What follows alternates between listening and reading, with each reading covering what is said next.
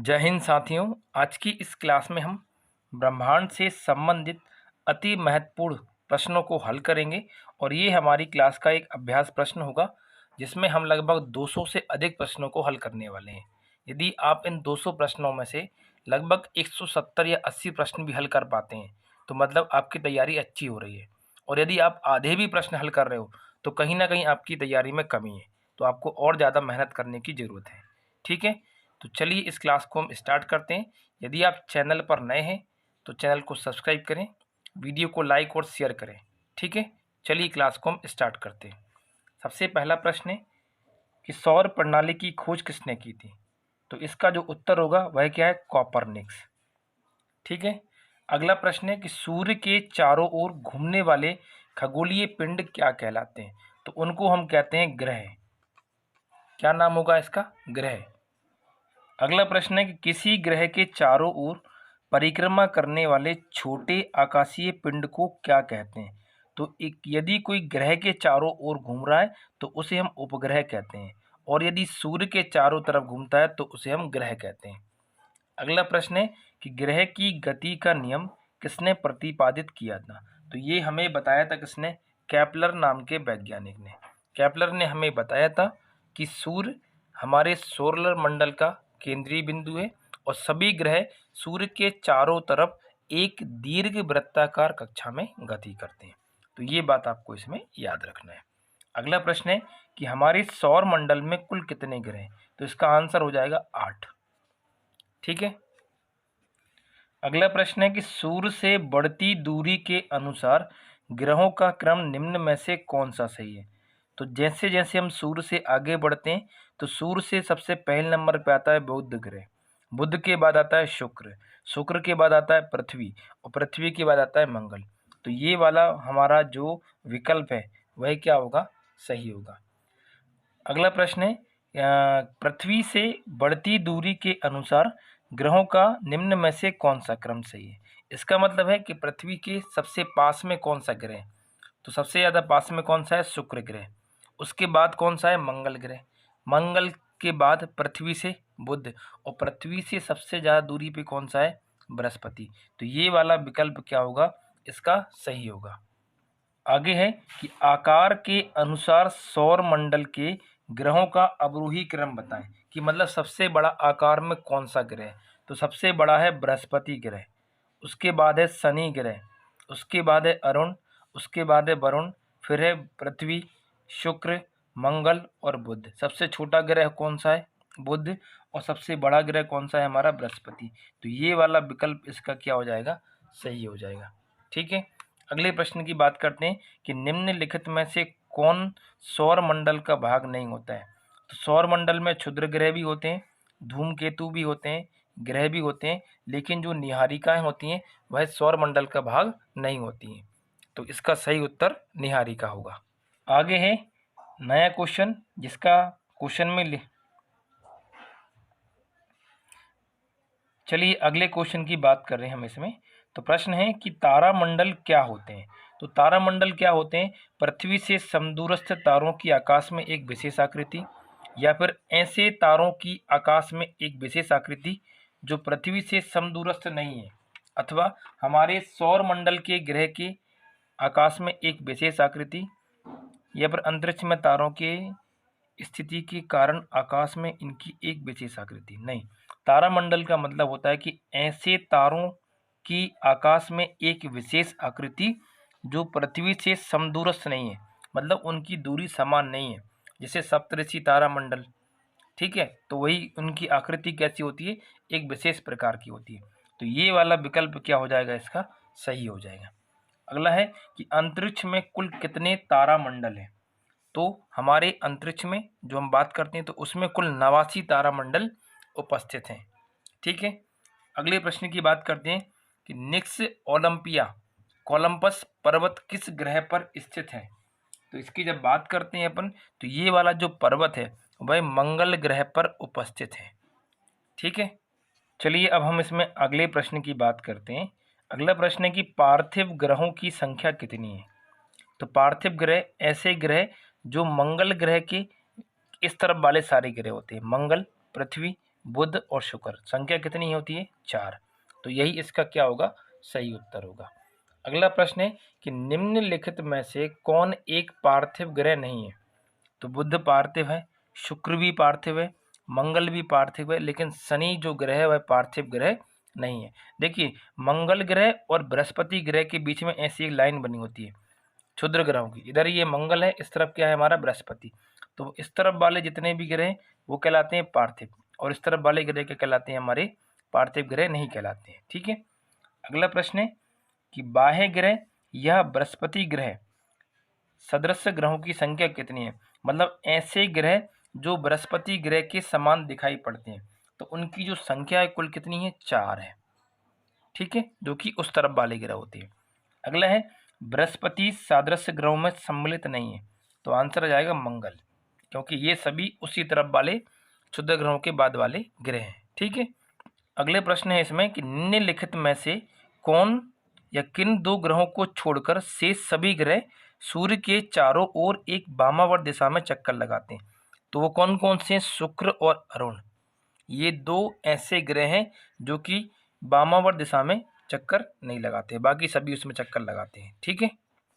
अगला प्रश्न है कि सौर मंडल का जन्मदाता किसे कहा जाता है? पृथ्वी, बृहस्पति, शनि या सूर्य को? तो आंसर क्या हो जाएगा? सूर्य को कहा जाता है।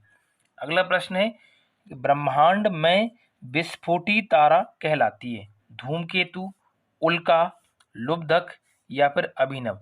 तो अभिनव तारे को ही हम क्या कहते हैं? विस्फोटी तारा कहते हैं। अगला प्रश्न है इसमें कि वैज्ञानिक जिन्होंने सर्वप्रथम खोज की कि पृथ्वी सूर्य के चारों ओर घूमती थे न्यूटन, डाल्टन, कोपरनिकस या आइंस्टीन? तो वह वैज्ञानिक कौन थे? कोपरनिकस। ठीक है।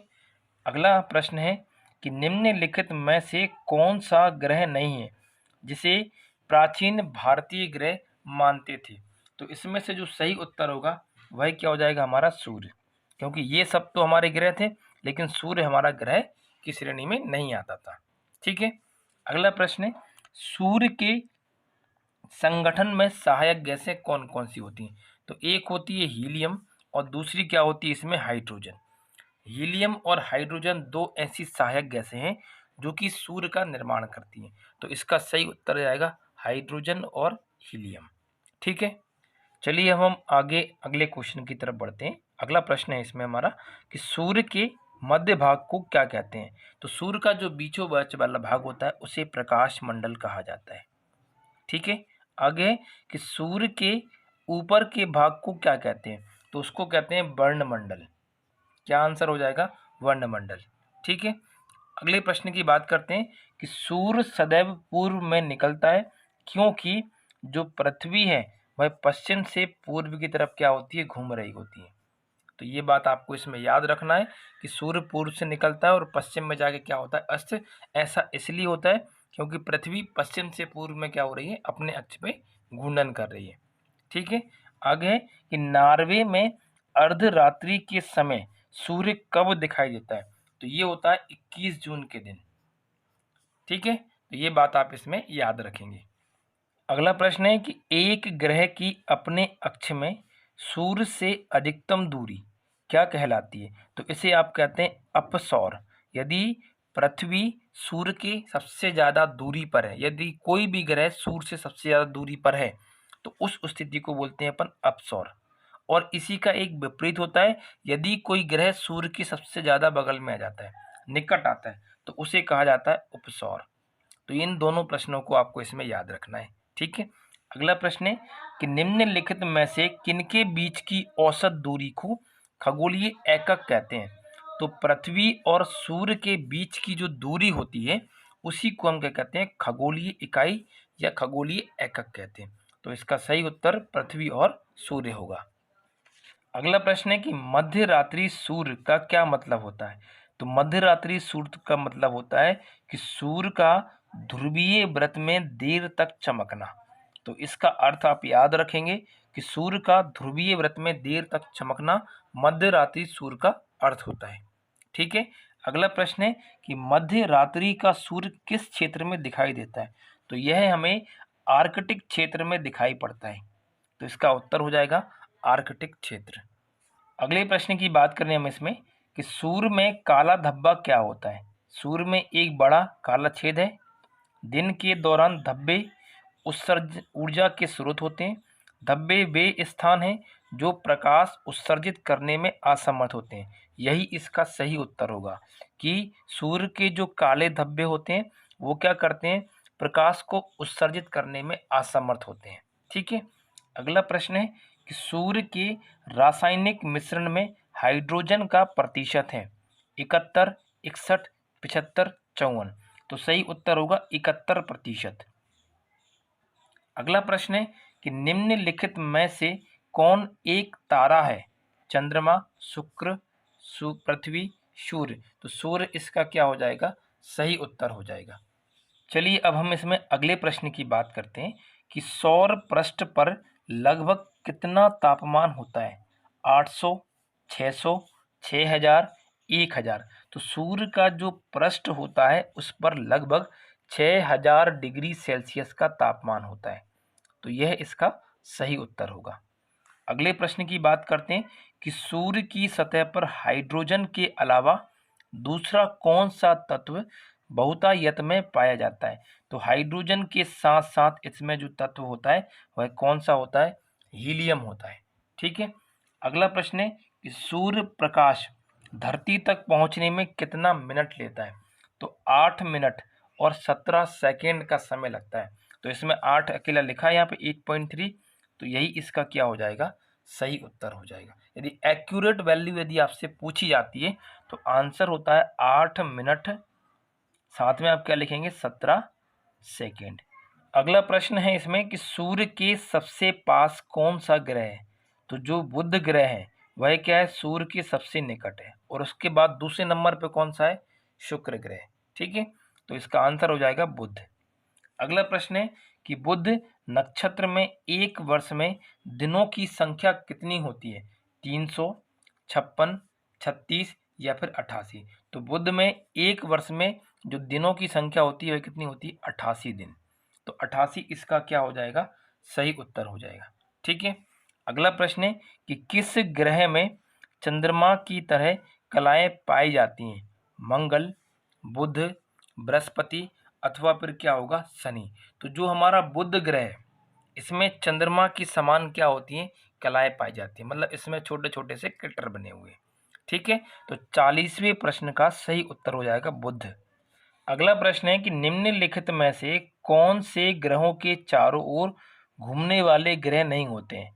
तो वो कौन कौन से होते हैं, बुध ग्रह और शुक्र ग्रह, क्योंकि इनके चारों ओर घूमने वाले ग्रह होते ही नहीं है। तो ये इसका क्या हो जाएगा, सही उत्तर हो जाएगा। अगला प्रश्न है कि निम्नलिखित में से कौन सा ग्रह सूर्य का चक्कर सबसे कम समय में लगा लेता है। तो बुध सबसे ज़्यादा पास में है, तो इसको लगाने में लगते हैं 88 दिन का समय। ठीक है। अगला प्रश्न है सबसे तीव्र गति से सूर्य का चक्कर लगाने वाला ग्रह। तो इसका उत्तर भी क्या हो जाएगा, हमारा बुध ग्रह हो जाएगा। ठीक है। अगले प्रश्न की बात करते हैं कि निम्नलिखित में से किस ग्रह की परिक्रमण गति सबसे अधिक है। तो इस प्रश्न का उत्तर भी बुध ग्रह ही होगा। अगला प्रश्न है कि निम्नलिखित में से किस ग्रह का अक्षीय झुकाव सबसे अधिक है। तो जो ग्रह सूर्य के जितने ज़्यादा निकट होता है उसका झुकाव उतना ही अधिक होता है। तो बुध ग्रह का झुकाव सबसे ज़्यादा होता है। ठीक है। अगला प्रश्न है कि चंद्रमा के सदृश दिखने वाला ग्रह। तो आंसर क्या हो जाएगा, बुध ग्रह। ऊपर हमने एक क्वेश्चन किया था कि ऐसा कौन सा ग्रह है जिसमें चंद्रमा की तरह कलाएं पाई जाती हैं। तो आंसर हो जाएगा बुध ग्रह। ठीक है। अगला प्रश्न है कि सौरमंडल का कौन सा ग्रह लगभग पृथ्वी जितना बड़ा है। तो पृथ्वी की जो बहन है या भगनी का है उसको अपन कहते हैं शुक्र ग्रह। तो शुक्र ग्रह लगभग पृथ्वी के जितना ही क्या है, बड़ा है। अगला प्रश्न है कि निम्नलिखित में से किस ग्रह को पृथ्वी की बहन कहा जाता है। तो इसका आंसर आ जाएगा शुक्र ग्रह को, और इसी को हम चमकीला तारा भी कहते हैं। ठीक है। अगला प्रश्न है कि किस ग्रह को शाम का तारा, इवनिंग स्टार कहा जाता है। तो इसका उत्तर हो जाएगा शुक्र ग्रह को हम इवनिंग स्टार कहते हैं। अगला प्रश्न है कि सबसे चमकीला ग्रह है बृहस्पति, मंगल, शुक्र या बुध? तो इसका आंसर भी क्या हो जाएगा? शुक्र। चलिए इसी में अगले प्रश्न की बात करते हैं कि सूर्य तथा पृथ्वी के निकटतम ग्रह क्रमशः कौन से हैं? बुध शुक्र, शुक्र बुध, बुध मंगल, बुध बृहस्पति। देखिए यहाँ पे लिखा है क्रमशः, तो सबसे पहले है कौन सा? बुध, उसके बाद कौन सा है हमारा? शुक्र। तो ये इसका क्या हो जाएगा? सही। मतलब सूर्य से सबसे ज्यादा निकट में कौन सा है? बुध। पृथ्वी के निकट कौन है सबसे ज्यादा? शुक्र। तो यही इसका क्या होगा? सही उत्तर होगा। अगला प्रश्न है कि यूरोपवासी किस ग्रह की पूजा देवी के रूप में करते हैं? जैसे हम पृथ्वी को माता कहते हैं, ठीक है, देवी के रूप में पूछते हैं, उसी प्रकार से यूरोपवासी शुक्र ग्रह की पूजा देवी के रूप में करते हैं। ठीक है। अगला प्रश्न है कि सौर मंडल का सर्वाधिक गर्म ग्रह कौन सा है? तो जो हमारा शुक्र ग्रह है यह पूरे सौर मंडल का सबसे ज्यादा गर्म ग्रह है। और यदि आपसे पूछें कि हमारे सौर मंडल का तापांतर वाला ग्रह कौन सा है जिसमें ताप का अंतर सबसे ज्यादा है, तो वह आंसर क्या हो जाएगा? बुध ग्रह हो जाएगा। और यदि सर्वाधिक ग्रह पूछेगा कि गर्म कौन सा है सर्वाधिक गर्म, तो आंसर हो जाएगा शुक्र ग्रह। ठीक है। अगले प्रश्न की बात करें हम इसमें कि पृथ्वी के सर्वाधिक निकट कौन सा ग्रह, तो इसका आंसर हो जाएगा शुक्र। ठीक है। अगला प्रश्न है कि निम्नलिखित में से किस एक को भोर का तारा के नाम से जानते हैं? तो शुक्र ग्रह को ही हम भोर के तारे के नाम से जानते हैं। ठीक है। अगले प्रश्न की बात करते हैं कि निम्नलिखित ग्रहों में से किसे सौंदर्य का देवता कहा जाता है? बुध, शुक्र, बृहस्पति या फिर शनि? तो इसका जो सही उत्तर होगा वह क्या हो जाएगा? शुक्र ग्रह। शुक्र को ही हम सौंदर्य का देवता कहते हैं। अगले प्रश्न की बात करते हैं कि सुपरनोवा है एक ग्रह का, एक पुच्छल तारा, एक ब्लैक होल या फिर एक मृत प्राय तारा। मृत मतलब मरा हुआ। तो जितने भी सुपरनोवा तारा होते हैं ये क्या होते हैं? विस्फोट के बाद उत्पन्न होते हैं। ठीक है। तो इनको अपन बोलते हैं यह एक मृत प्राय तारा होते हैं। अगला प्रश्न है कि उत्तरी ध्रुव की खोज किसने की थी? तो 4 अलग वैज्ञानिकों के नाम है। तो इसका सही उत्तर होगा रॉबर्ट पियरे। रॉबर्ट पियरे ने सबसे पहले उत्तरी ध्रुव की खोज की थी। ठीक है। अगले प्रश्न की बात करते हैं कि साउथ पोल पहुंचने वाला प्रथम व्यक्ति कौन था?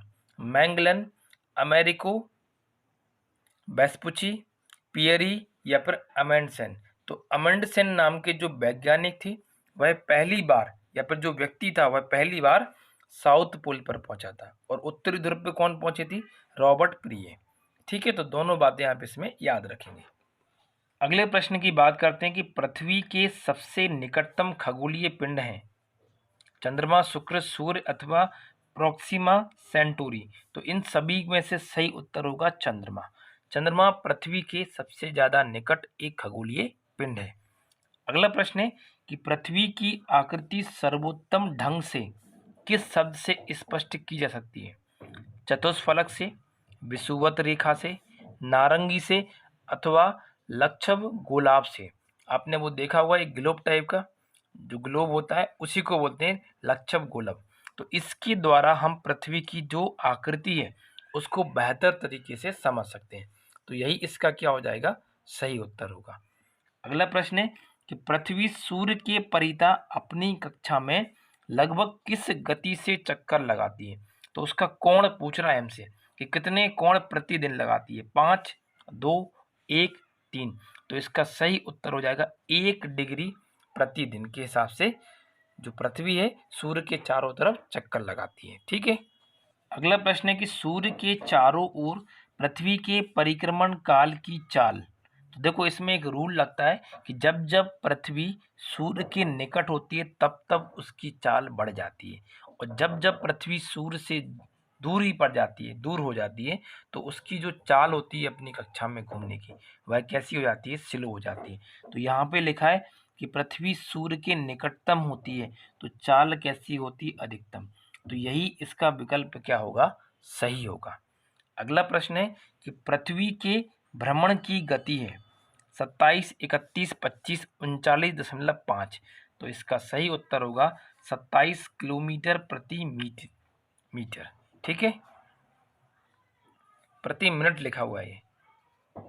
ठीक है, अगला प्रश्न है इसमें कि भूमध्य रेखा पर पृथ्वी का व्यास कितना होता है। तो भूमध्य रेखा को जब पूरा मिला देंगे अपन तो उसका जो डायमीटर निकलता है वह 12,800 किलोमीटर का निकलता है। तो यही विकल्प इसका क्या हो जाएगा, सही उत्तर हो जाएगा। अगला प्रश्न है कि सूर्य की परिक्रमा के दौरान पृथ्वी सूर्य से अधिकतम दूरी पर किस महीने में जाती है। तो ये घटना होती है जुलाई के समय। और इसी का एक और अपोजिट होता है कि पृथ्वी की उपसौर स्थिति किस महीने होती है। तो ये घटना होती है जनवरी में। तो जब सूर्य या पृथ्वी पृथ्वी जब सूर्य से दूरी पर होती है अधिकतम तो वो घटना होती है जुलाई में, और सबसे जब निकटतम होती है तो वो घटना होती है जनवरी में।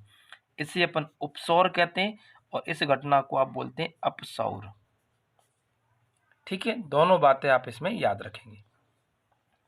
आगे है अगला प्रश्न कि तारे पूर्व से पश्चिम में किस कारण दिखाई पड़ते हैं। ऐसा इसलिए हो पाता है क्योंकि पृथ्वी अपने अक्ष पर पश्चिम से पूर्व दिशा में क्या हो रही होती है, घूर्णन कर रही होती है। तो इस वजह से तारे हमें पूर्व से पश्चिम मतलब अपोजिट दिखाई पड़ते हैं। ठीक है, तो इसका सही उत्तर हो जाएगा पृथ्वी पश्चिम से पूर्व की ओर घूम रही है। ठीक है, अगला प्रश्न है कि गोलाभ पृथ्वी ध्रुवों पर चपटी होती है। यह इस तथ्य से स्पष्ट सिद्ध होता है कि पृथ्वी का भार ध्रुवों पर ज़्यादा होता है जबकि विषुवत रेखा पर कम होता है। इसके लिए हमें गुरुत्वाकर्षण का नियम पढ़ना होता है, तब हमें ये बात समझ में आती है। तो अभी फिलहाल में आप इतना याद रखें कि पृथ्वी का ऐसा कौन सा स्थान होता है जहाँ पे ग्रेविटी सबसे ज़्यादा लगती है। तो आंसर होगा ध्रुव। सबसे कम कहाँ होती है, पोल्स। ठीक है, जिन्हें अपन क्या सबसे कम कहाँ पर होती है, विषुवत रेखा पर। तो यही विकल्प इसका क्या हो जाएगा, सही उत्तर हो जाएगा। अगला प्रश्न है कि पृथ्वी अपने अक्ष पर घूमती है पश्चिम से पूर्व दिशा की ओर।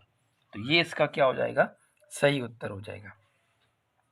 अगला प्रश्न है कि आकार की दृष्टि से सौर मंडल में पृथ्वी का कौन सा स्थान है। तो पूरे जब आकार देखते हैं तो पृथ्वी 5वें नंबर पे आती है। सबसे बड़ा आकार कौन सा है, बृहस्पति ग्रह का। हमारी पृथ्वी का कौन सा है, 5वें नंबर का। ठीक है, अगला प्रश्न है इसमें कि किस ग्रह को नीला ग्रह कहते हैं। तो हमारा जो ग्रह है पृथ्वी, इस पर पानी की मात्रा पर्याप्त होने की वजह से इसी को हम नीला ग्रह भी कहते हैं। अगला प्रश्न है कि पृथ्वी स्थित है। तो देखो पृथ्वी के इस तरफ ये मान लो क्या है, हमारी पृथ्वी। तो पृथ्वी की इस तरफ है शुक्र ग्रह और इसके इस तरफ कौन सा ग्रह है, मंगल ग्रह। तो पृथ्वी हमारी शुक्र और मंगल ग्रह के कहाँ पर उपस्थित है, मध्य में उपस्थित है। तो यही इसका क्या हो जाएगा, सही उत्तर हो जाएगा।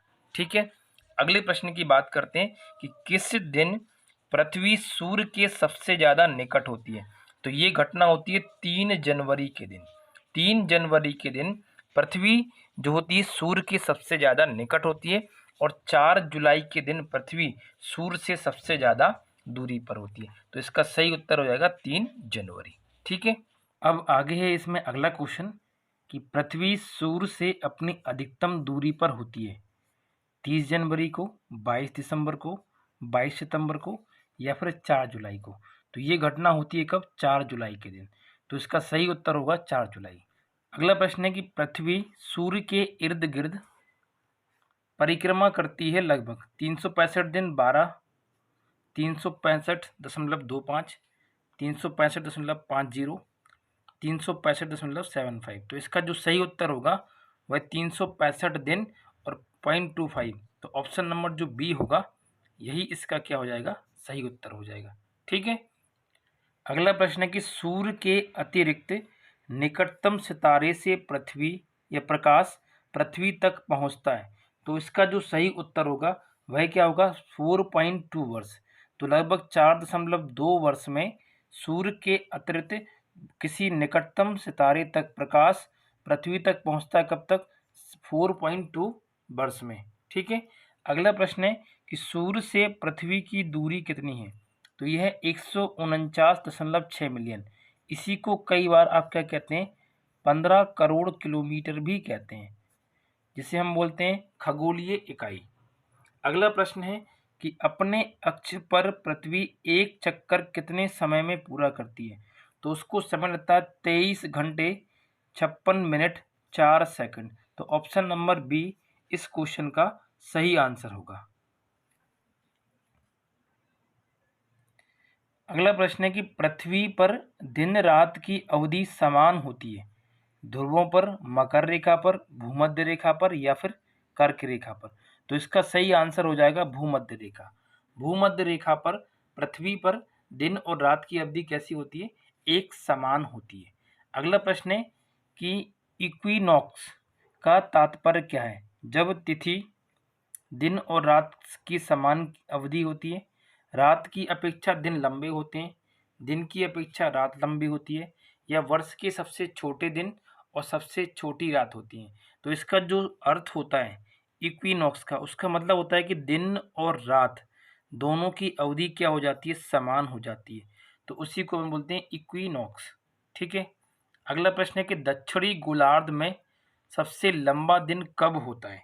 तो ये कब होता है हमारा? 22 दिसंबर के दिन। 22 दिसंबर के दिन दक्षिणी गोलार्ध में सबसे लंबा दिन होता है। ठीक है।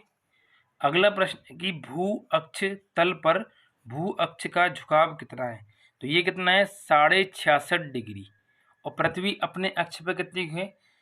23.5 डिग्री। तो भू के कक्ष पर जो तल है उसका जो अक्ष का झुकाव है वह 66.5 डिग्री के बराबर होता है। ठीक है। अगला प्रश्न है कि पृथ्वी के उपग्रहों की संख्या कितनी है? तो आंसर हो जाएगा 1। और नाम क्या है उसका? चंद्रमा। अगला प्रश्न है कि 21 जून को दिन का प्रकाश उत्तरी ध्रुव पर कब दिखाई देता है? तो 24 घंटे में एक बार 21 जून के दिन दिन का प्रकाश उत्तरी ध्रुव पर दिखाई पड़ता है। ठीक है। अगला प्रश्न है कि पृथ्वी के सबसे निकट ग्रह, तो इसका आंसर हो जाएगा शुक्र। शुक्र पृथ्वी के सबसे अधिक निकट है मंगल की तुलना में। तो ये इसका सही उत्तर होगा। अगला है कि दूरी की दृष्टि से तृतीय क्रम में कौन सा ग्रह है? तो आंसर हो जाएगा पृथ्वी, क्योंकि पहले नंबर पे यहाँ पे क्या है आपका? बुध ग्रह, दूसरे नंबर पे शुक्र ग्रह और तीसरे नंबर पे क्या है हमारा? पृथ्वी। तो यही इसका क्या हो जाएगा?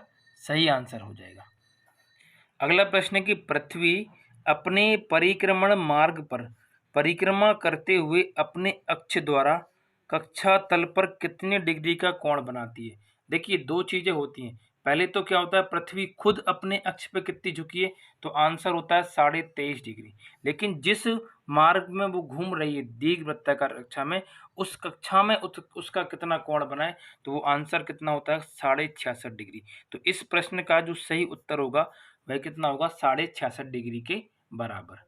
अगला प्रश्न है कि निम्न में से किन तिथियों को सूर्य की किरणें विषुवत रेखा पर सीधी पड़ती हैं? तो इसका जो सही उत्तर हो जाएगा वह क्या हो जाएगा? 21 मार्च और 23 सितंबर के दिन। इस दिन सूर्य की जो किरणें होती हैं वह भूमध्य रेखा या फिर विषुवत रेखा पर एकदम सीधी पड़ती हैं। ठीक है। अगला प्रश्न है हमारा इसमें कि निम्नलिखित में से कौन सा तारा पृथ्वी के सबसे ज्यादा निकट है? ध्रुव तारा, अल्फा सेंचुरी, सूर्य या लुब्धक?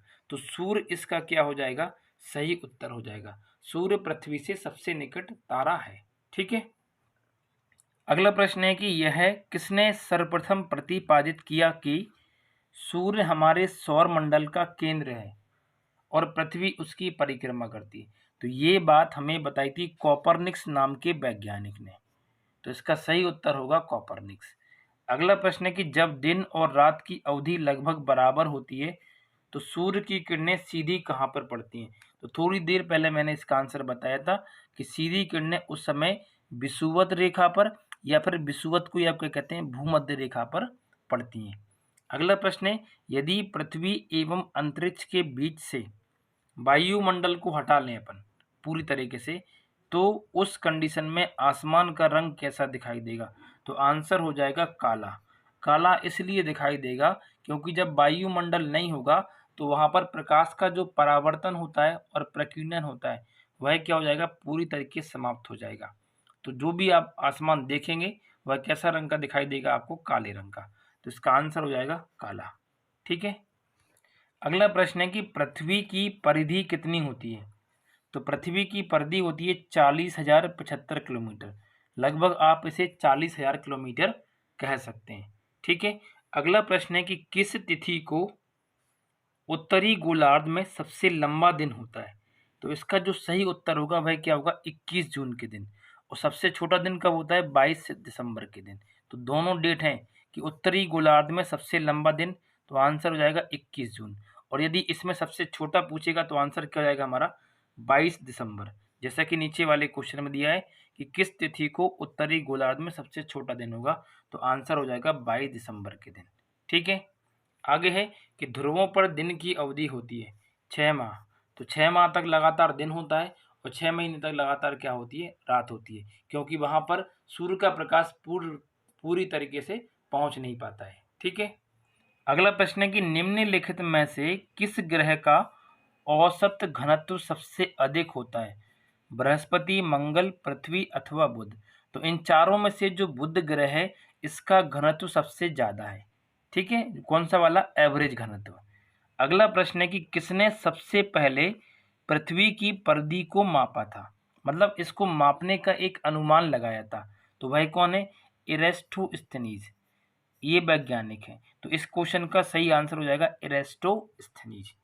अगला प्रश्न है कि पृथ्वी का ध्रुवीय व्यास उसके विषुवतीय व्यास से कितना कम है। तो इस क्वेश्चन का जो सही आंसर होगा वह क्या होगा, 43 किलोमीटर। जो ध्रुवों का व्यास है और जो विषुवत रेखा का व्यास है, क्योंकि आपको पता है कि ये हमारी क्या है, पृथ्वी बेसिकली क्या है, ये हो गया इसका केंद्र बिंदु। तो ध्रुवों पे हल्की सी क्या है, ये चपटी है। तो ये वाली जो व्यास है वो ज्यादा होगी, क्योंकि ये होता है हमारा भूमध्य रेखा और ये होते हैं ध्रुव। तो ये वाला व्यास क्या होगा हमारा, कम। कितना कम होता है, लगभग 43 किलोमीटर के बराबर। ठीक है।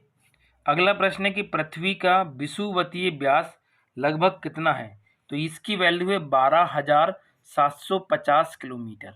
तो पृथ्वी का विषुवतीय या भूमध्य रेखीय का व्यास होगा 12,750 किलोमीटर के बराबर। अगला प्रश्न है कि पृथ्वी को उसके काल्पनिक अक्ष पर घूमने को क्या कहते हैं। तो यदि कोई भी वस्तु अपने अक्ष पर घूम रही है तो उसको कहते हैं अपन घूर्णन। और यदि वह किसी दूसरी वस्तु के चारों तरफ चक्कर लगा रही है तो उसको कहते हैं परिक्रमण। तो इस क्वेश्चन का आंसर हो जाएगा घूर्णन। ठीक है। अगला प्रश्न है कि पृथ्वी की अपनी अक्ष में गति कैसे होती है। तो पृथ्वी अपनी अक्ष पर पश्चिम दिशा से पूर्व दिशा की तरफ क्या करती है, घूर्णन करती है। आपको पता होना चाहिए कि हमारे सौर मंडल में टोटल 8 ग्रह हैं, जिनमें से जो बुध ग्रह है और जो अरुण ग्रह है जो, तो बुध ग्रह और अरुण ग्रह ये दोनों ग्रह पूर्व से पश्चिम दिशा में अपनी अक्ष पे घूमते हैं। बाकी शेष 6 ग्रह अपनी अक्ष पर पश्चिम से पूर्व दिशा में चक्कर लगाते हैं। ठीक है। अब आगे है इसमें अगला प्रश्न, जिसमें बताया गया है कि पृथ्वी तथा सूर्य के मध्य सर्वाधिक दूरी किस दौरान होती है। तो पृथ्वी जब सूर्य से सबसे ज्यादा दूरी होती है तो उसे बोलते हैं अपसौर, और जब पास में होती है तो उसे बोलते हैं उपसौर। तो इस प्रश्न का जो सही उत्तर होगा वह ऑप्शन नंबर सी होगा। अगला प्रश्न है कि ऋतुएं निम्नलिखित के कारण होती हैं। पृथ्वी के घूर्णन पर, सूर्य के चारों ओर पृथ्वी का परिक्रमा होने पर, पृथ्वी का अक्ष से आनत होने पर, या उपयुक्त बी और सी। तो इसका जो सही उत्तर होगा वह क्या होगा कि जो पृथ्वी है एक तो क्या कर रही है, वो सूर्य के चारों ओर परिक्रमा लगा रही है और साथ साथ में अपने अक्ष पे घूमने की वजह से क्या होता है, उसमें दिन रात होते हैं। लेकिन सूर्य के चारों ओर परिक्रमा लगाने की वजह से ही क्या आती हैं, अलग अलग प्रकार की ऋतुएं आती हैं। तो इस क्वेश्चन का आंसर हो जाएगा सूर्य के चारों ओर पृथ्वी का परिक्रमण। अगला प्रश्न है कि पृथ्वी से आकार में छोटे ग्रह कौन कौन से हैं। तो पृथ्वी से जो छोटे ग्रह हैं वह कौन कौन से हैं, एक तो हो गया शुक्र और दूसरा क्या हो जाएगा, मंगल। तो ऑप्शन नंबर सी इसका सही आंसर होगा। अगला प्रश्न है कि निम्न में से किसने पहली बार कहा कि पृथ्वी गोल है। तो इस प्रश्न का जो सही उत्तर होगा वह क्या है, एरिस्टोटल। मतलब अरस्तु नाम के जो वैज्ञानिक हैं उन्होंने हमें पहली बार बताया था कि पृथ्वी कैसी है, गोल। और हमें ये किसने बताया था कि पूरे सौर मंडल का केंद्र बिंदु कौन है, सूर्य, तो ये बताया था हमें किसने? कॉपरनिकस ने। तो कॉपरनिकस का अलग है और अरस्तू जी ने बताया था पृथ्वी को पहली बार गोल। ठीक है, आगे है पृथ्वी की धुरी है झुकी हुई, ऊर्ध्वाधर, क्षैतिज या वक्री? तो आंसर हो जाएगा झुकी हुई। अगला प्रश्न है कि पृथ्वी के अतिरिक्त किस ग्रह पर वायुमंडल पाया जाता है? तो पृथ्वी के अलावा जो वायुमंडल है वह कौन सा है? मंगल ग्रह। मंगल ग्रह पर वायुमंडल की उपस्थिति है। ठीक है, अगला है कि लाल रंग का दिखाई देने वाला ग्रह कौन सा है? तो हम लाल रंग के ग्रह को बोलते हैं मंगल ग्रह। ठीक है, अगला प्रश्न है इसमें कि पृथ्वी के अतिरिक्त किस ग्रह पर ऋतु परिवर्तन संभव है? तो क्या आंसर हो जाएगा इसका भी? मंगल ग्रह। अगला प्रश्न है कि पृथ्वी के अतिरिक्त किस ग्रह पर मानव उपस्थिति की संभावना है? तो इसका आंसर भी क्या आ जाएगा? मंगल ग्रह। प्रथम बार मंगल ग्रह पर उतरने वाला अंतरिक्ष यान कौन सा था? तो इसका जो सही आंसर होगा वह क्या होगा? Path finder. ठीक है, अगला प्रश्न है कि किसने या किस में पृथ्वी के अलावा अन्य जीवन की संभावना है क्योंकि वहां का पर्यावरण जीवन के लिए अनुकूल है?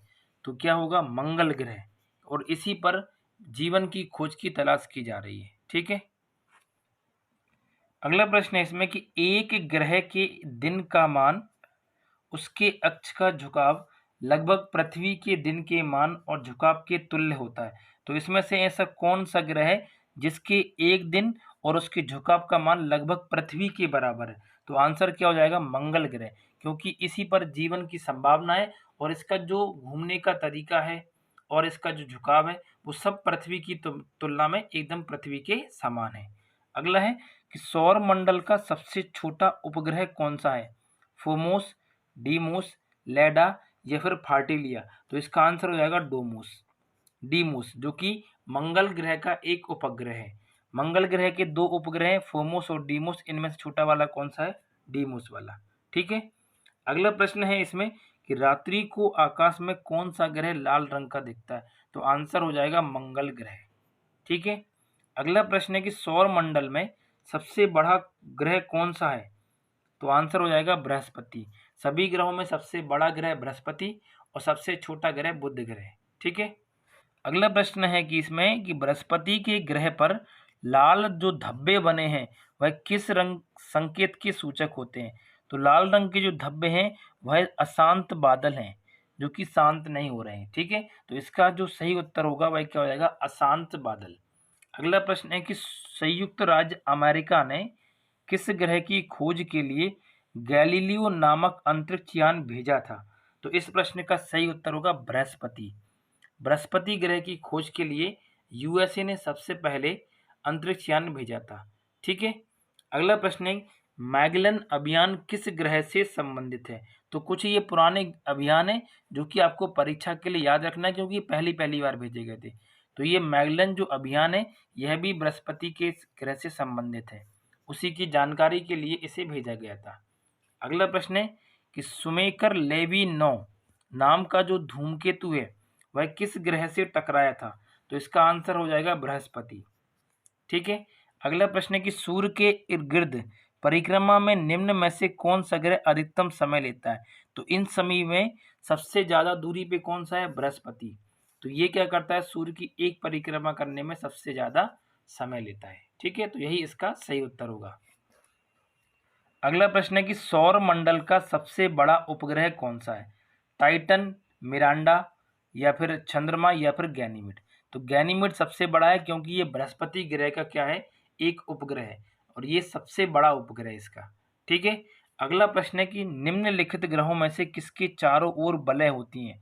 तो चारों ओर जो बलें होती हैं वो किस में होती हैं? शनि ग्रह में। तो शनि ग्रह इसका क्या हो जाएगा? सही उत्तर हो जाएगा।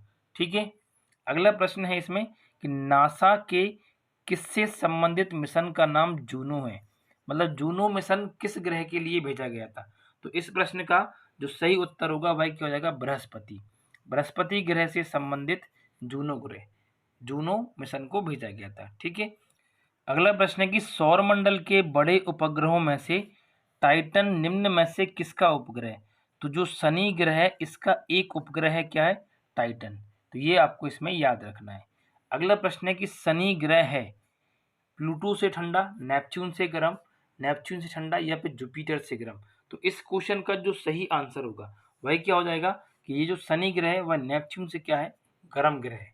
ठीक है, अगला प्रश्न है कि शनि ग्रह को सर्वप्रथम किस खगोल शास्त्री ने देखा था? तो आंसर क्या हो जाएगा, गैलीलियो। गैलीलियो ने सबसे पहले शनि को देखा था। ठीक है, अगला प्रश्न है कि नंगी आंखों के द्वारा दिखने वाले सबसे दूर ग्रह कौन सा है? तो इन सभी ग्रहों में से सबसे दूर ग्रह है जिसे हम अपनी नग्न आंखों से कभी कभी देख सकते हैं, तो आंसर हो जाएगा शनि ग्रह। शनि इसका सही उत्तर हो जाएगा। ठीक है, अगला प्रश्न है इसमें कि शनि के ग्रह के चारों ओर पाए जाने वाली जो रिंग होती हैं वलय, उनकी संख्या कितनी है? तो आंसर हो जाएगा 7। ठीक है, अगला प्रश्न है इसमें कि सौर मंडल का सबसे कम घनत्व वाला ग्रह कौन सा है? तो सबसे कम घनत्व वाला कौन सा है? शनि। तो शनि इसका क्या हो जाएगा, सही उत्तर हो जाएगा। अगला प्रश्न है कि सौर मंडल का दूसरा सबसे बड़ा ग्रह कौन सा है? तो दूसरा सबसे जो बड़ा ग्रह वह कौन सा है? हमारा शनि। पहला कौन सा है? हमारा बृहस्पति। ठीक है, अगला प्रश्न है कि शनि ग्रह का सबसे बड़ा उपग्रह कौन सा है? तो इसका जो आंसर होगा वह क्या हो जाएगा, टाइटन। ठीक है, और बृहस्पति का कौन सा है? हमारा गैनीमीड। तो दोनों आपको इसमें याद रखना है। अगला है कि निम्न में से किस ग्रह के चारों ओर स्पष्ट बलय हैं? तो आंसर हो जाएगा शनि। और ये बलय कितनी है? रिंग्स 7। अभी ऊपर वाले क्वेश्चन में हमने इसे सॉल्व किया था। ठीक है, अगला प्रश्न है कि यूरेनस नाम का जो ग्रह है इसे किस वैज्ञानिक ने खोजा था? तो इस प्रश्न का सही आंसर हो जाएगा हर्शेल। हर्शेल नाम के वैज्ञानिक ने यूरेनस ग्रह की खोज की थी। ठीक है, अगला प्रश्न है कि कौन सा ग्रह सर्वाधिक गैसों से घिरा हुआ है? तो आंसर आ जाएगा बृहस्पति। बृहस्पति ग्रह सबसे ज्यादा गैसों से घिरा हुआ क्या है, हमारा ग्रह है। अगला है यूरेनस के कितने उपग्रह हैं? तो कितने हैं? 27 उपग्रह हैं। ठीक है, अगला प्रश्न है पश्चिम की ओर भ्रमण करने वाला ग्रह इन चारों में से कौन सा है? तो इसका सही उत्तर हो जाएगा अरुण। ठीक है, बाकी जो वरुण है वो पूरब वाला होगा। ठीक है, तो पश्चिम की ओर भ्रमण करने वाला सही उत्तर क्या हो जाएगा, अरुण ग्रह। अगला प्रश्न है इसमें कि ओबेरॉन, टाइटेनिया, एरियल, अम्बरियल, मिरांडा नाम के ये 5 ग्रह पांचों किस ग्रह के उपग्रह हैं? मतलब ये 5 उपग्रह हैं जो कि हमें बताना है कि कौन से वाले ग्रह से संबंधित हैं, बृहस्पति, अरुण, वरुण या मंगल। तो ये जो पांचों उपग्रह हैं ये किसके हैं? अरुण ग्रह के हैं। तो अरुण इसका सही उत्तर होगा। अगला प्रश्न है इसमें कि अपनी धुरी पर सूर्य की ओर अधिक झुकाव के कारण निम्न में से कौन सा ग्रह को हम लेटा हुआ ग्रह के नाम से जानते हैं? तो कौन सा हो जाएगा, अरुण ग्रह। अरुण है जो कि अपने आप को बहुत ज्यादा झुकाव करके रखा हुआ है, इसलिए इसे हम लेटे हुए ग्रह के नाम से भी जानते हैं। अगला प्रश्न है हमारा कि यूरेनस सूर्य के चारों ओर एक चक्कर लगाने में कितना समय लगाता है? तो आंसर हो जाएगा 84 वर्ष। जिस प्रकार से पृथ्वी 365 दिन मतलब एक वर्ष में सूर्य का पूरा चक्कर लगाती है, उसी प्रकार से जो यूरेनस ग्रह इसको 84 वर्ष लगते हैं सूर्य का एक चक्कर पूरा करने में। अगला है कि अन्य ग्रहों की अपेक्षा विपरीत दिशा में घूमने वाला ग्रह कौन सा है?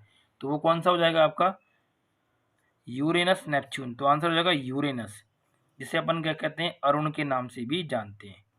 ठीक है, तो ऑप्शन नंबर सी इसका सही आंसर हो जाएगा।